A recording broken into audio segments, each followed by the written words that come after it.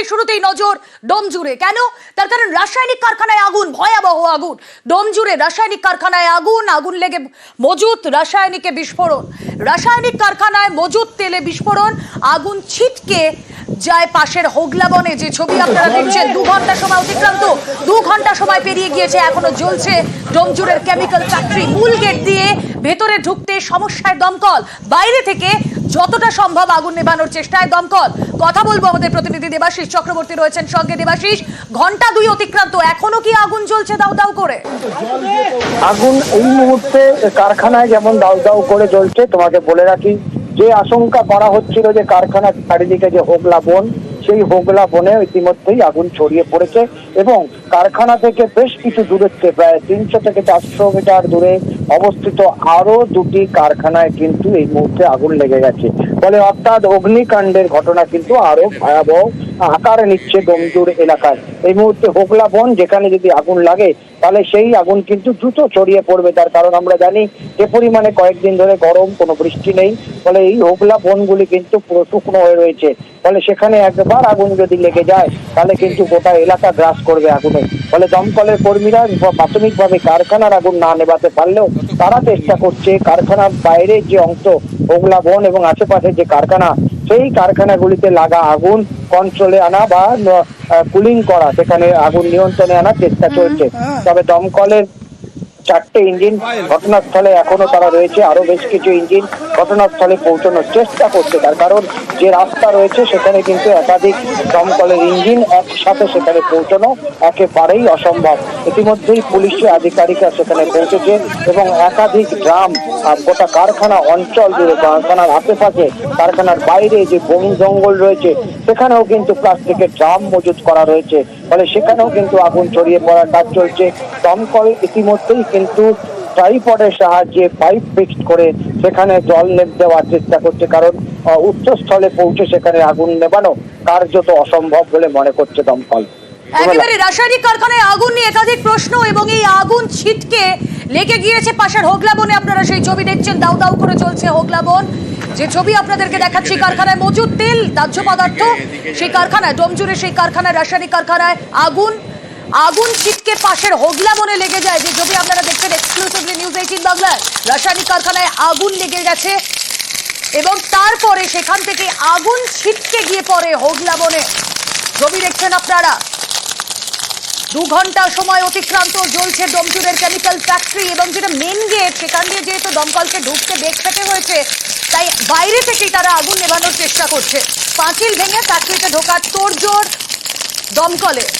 রাসায়নিক কারখানা ঘিরে, রাসায়নিক কারখানায় আগুন ঘিরে একাধিক প্রশ্ন উঠে গিয়েছে। ডোমজুড়ে রাসায়নিক কারখানায় বিধ্বংসী আগুন, জলা জমি বুঝিয়ে বেআইনিভাবে এই কারখানা তৈরি এবং সেখানে অগ্নি নির্বাপন ব্যবস্থা না থাকারও অভিযোগ। এত বড় একটা রাসায়নিক কারখানা, কেন সেখানে অগ্নি নির্বাপন ব্যবস্থা যথাযথ থাকবে না? দেবাশিস চক্রবর্তী প্রতিনিধি রয়েছেন আমাদের সঙ্গে, জানার চেষ্টা করি। দেবাশিস, দেখো, অবশ্যই এই প্রশ্নটা কিন্তু তুলছে পুলিশ। দমকল প্রথম কথা এই প্রশ্ন তোলে পুলিশের কাছ থেকে, কিন্তু তারা একটি রিপোর্ট চেয়ে পাঠিয়েছে এবং এই কারখানার বিরুদ্ধে দমকল কর্তৃপক্ষ তারা কিন্তু এফআইআর করতে চলছে। একদিকে আগুন নিয়ন্ত্রণে আনা এবং এই কারখানার কর্তৃপক্ষের বিরুদ্ধে কড়া ব্যবস্থা নেওয়া হবে বলে প্রশাসনের তরফ থেকে জানানো হয়েছে। দমকলের তরফ থেকে জানানো হয়েছে যত পরিমাণ দাহ্য পদার্থ সেখানে মজুদ ছিল তার 60% কিন্তু সেখানে অগ্নি নির্বাপক ব্যবস্থা ছিল না। যদি অগ্নি নির্বাপক ব্যবস্থা থাকতো তাহলে সেগুলি কিন্তু এই এত বড় আগুনে তো খুব স্বাভাবিকভাবে আসবে। আমরা ছবি দেখাচ্ছি দর্শকদের, এই হোগলা বন কার্যত পুড়ে ছাই হয়ে যাচ্ছে ধীরে ধীরে। এই যে জলা জমি বুঝিয়ে এখানে রাসায়নিক কারখানা, এটা প্রশাসন জানতো না? এটা তো দীর্ঘদিন ধরেই চলছিল এখানে। এখন অবশ্যই প্রশাসনকে জানতে হবে, তার কারণ আমরা যেটা জানি এই ধরনের কারখানা করতে গেলে তাদের অগ্নি নির্বাপক ব্যবস্থা, তাদের ফায়ার ব্রিগেডের ছাড়পত্র লাগে, পঞ্চায়েতের ছাড়পত্র লাগে, জেলা পরিষদের ছাড়পত্র লাগে, কার্যত ট্রেড লাইসেন্স থেকে একাধিক নিয়ম কানুন মেনে সেই কাজ করতে হয়। কিন্তু সব জায়গাতেই কিন্তু একটা দুর্নীতির অভিযোগ তুলছে স্থানীয় মানুষরা। তারা বলছে যে পঞ্চায়েত থেকে প্রশাসন কার্যত তারা কিন্তু এই বেআইনি কাজে সাথ দিয়েছিল বলেই আজকে এই পরিস্থিতি। বেশ, আমাদের নজর থাক দেবাশিস। কেমিক্যাল ফ্যাক্টরি কর্মীরা সব স্ট্রাইকে আছে, যার জন্য এখানে ভয়াল কিছু ঘটনা ঘটেনি, তবে ভেতরে ওনারা বলছেন যে ইলেকট্রিক শর্ট সার্কিটের জন্য লেগেছে। কারখানা চালু ছিল না, কারখানা চালু কারখানা, মানে আজ 2-3 দিন হলো এদের স্ট্রাইক চলছে।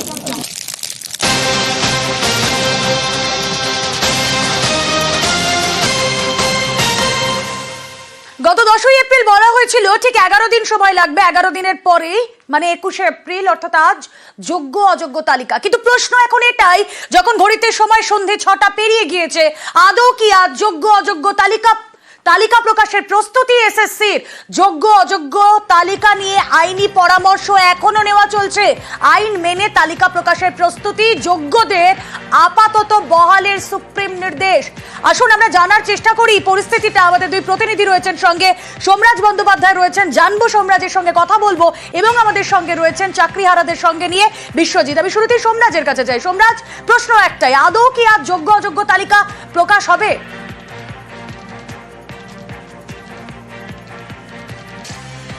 দেখো, স্কুল সার্ভিস কমিশন সূত্রে যেটা জানা যাচ্ছে যে আজকে রাত হয়ে যাক, কিন্তু স্কুল সার্ভিস কমিশনের তরফে আজ যোগ্য অযোগ্যদের তালিকা প্রকাশ করার একটা প্রস্তুতি চলছে।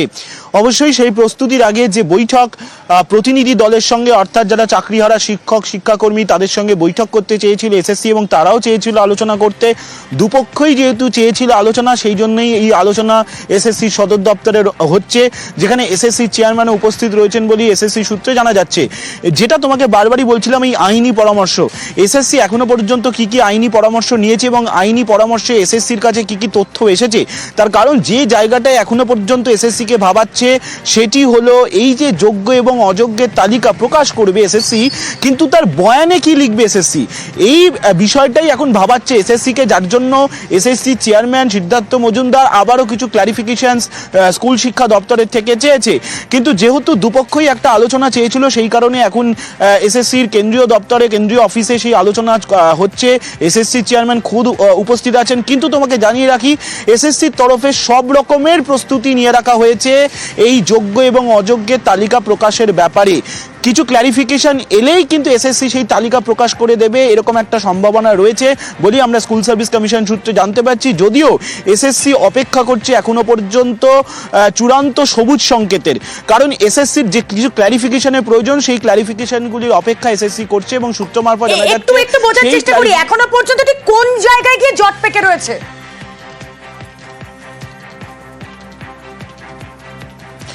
যেটা তোমাকে বলছিলাম, জট পেকে রয়েছে এক জায়গায়, যে এই যে যোগ্য এবং অযোগ্যের তালিকা এসএসসি প্রকাশ করবে, কিন্তু এই যোগ্য এবং অযোগ্যের তালিকা তো শুধু তালিকা হিসাবে এসএসসি দিয়ে দিতে পারে না ওয়েবসাইটে, তাদের নিজেদের ওয়েবসাইটে। এক্ষেত্রে এসএসসি কে কিছু বয়ান লিখতে হয়। 2016 বিজ্ঞাপন, এবং সেখানে কলকাতা হাইকোর্টের কি অর্ডার, সুপ্রিম কোর্টের কি পর্যবেক্ষণ, কি রায়, গোটা বিষয়টি উল্লেখ করতে হয়। কিন্তু এইভাবে যোগ্য এবং অযোগ্য এই দুটি শব্দ সেক্ষেত্রে কি এসএসসি তাদের ওয়েবসাইটে আপলোড করে এই দুটি শব্দ লিখতে পারে? এই আইনি ক্ল্যারিফিকেশনসটাই এসএসসি নিচ্ছে, তার কারণ এসএসসির আশঙ্কা হচ্ছে এখনো ঘড়িতে সময় সন্ধ্যে 6:08, এসএসসি এখনো আইনি পরামর্শ নিচ্ছে। অবশ্যই নজর আমাদের সেদিকেই, তালিকা প্রকাশ আজ আদৌ হচ্ছে কিনা। আর অন্যদিকে এসএসসি ভবনে চাকরিহারাদের 13 প্রতিনিধি, এর আগে আমরা দেখেছি এসএসসি ভবনে ঢোকা নিয়ে বচসা, চাকরিহারাদের নিজেদের মধ্যেই বচসা, কারা ঢুকবেন না এই নিয়ে বচসা।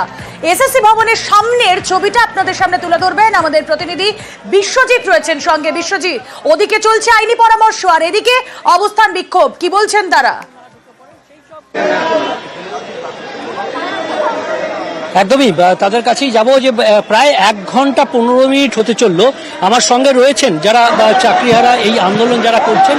1 ঘন্টা 15 মিনিট হয়ে গেল, ভেতরে আলোচনা হচ্ছে, আইনজ্ঞদের পরামর্শ নিয়েছে এসএসসি চেয়ারম্যান। যোগ্য অযোগ্য এই তালিকা সত্যি কিছু খবর এলো কি? এখনো কোনো খবর পাইনি আমরা, ঠিক আমরা ওই অপেক্ষায় দাঁড়িয়ে আছি কখন বেরোবে। 1 ঘন্টা 15 মিনিট প্রায় হয়ে গেল। ওদের কথা ছিল 4টের মধ্যে লিস্টটা দিয়ে দেওয়া, কিন্তু এখনো লিস্ট আমাদের বেরোয়নি। এখনো পর্যন্ত আইনজ্ঞের বিভিন্ন পরামর্শ নেওয়া হচ্ছে বলে সূত্রের খবর। আপনারা 13 জনের প্রতিনিধি দল গিয়েছেন, তাদের সঙ্গে কি কোনো কথা বলা সম্ভব? না, এখনো কথা বলা সম্ভব হয়নি। ওরা ভিতরে আছেন, এখনো বেরোয়নি। ওরা বেরোনোর পর ওরা কি বলছে সেটা আমাদের শোনার আছে। একদমই। আর এই যে আপনাদের যে বাইরে আন্দোলন, শান্তিপূর্ণ আন্দোলনে আপনারা রয়েছেন, আপনারা কি এই আন্দোলন চালিয়ে যাবেন? হ্যাঁ, একদম অবশ্যই আমরা এই আন্দোলন কন্টিনিউ চলে যাবো। যতদিন মধ্যে আমাদের টেন্টেড নন টেন্টেড যোগ্য অযোগ্য বৈধ তালিকা পাবলিশ করছে, ততদিন মধ্যে আমাদের আন্দোলন কন্টিনিউ থাকবে। এর সঙ্গে আরো একটা বিষয় জানতে চাইবো, শুধুমাত্র শিক্ষকরা নয়, শিক্ষাকর্মীরাও ছিলেন, তারাও ইতিমধ্যে কাউন্সিলে যোগাযোগ করেছেন। এই দুই ক্ষেত্রে সবাইকে একজোট হয়ে আপনারা আন্দোলন? আমরা প্রথম থেকে একজোট আছি, এখনো একজোটই থাকবো। বেশ, আমাদের একদমই, নজর অর্থাৎ, থাক, আমাদেরও নজর থাক এসএসসি ভবনের সামনে, যেখানে চাকরিহারারা রয়েছেন তারাও অধীর অপেক্ষায় যে তালিকা প্রকাশ হবে কি হবে না।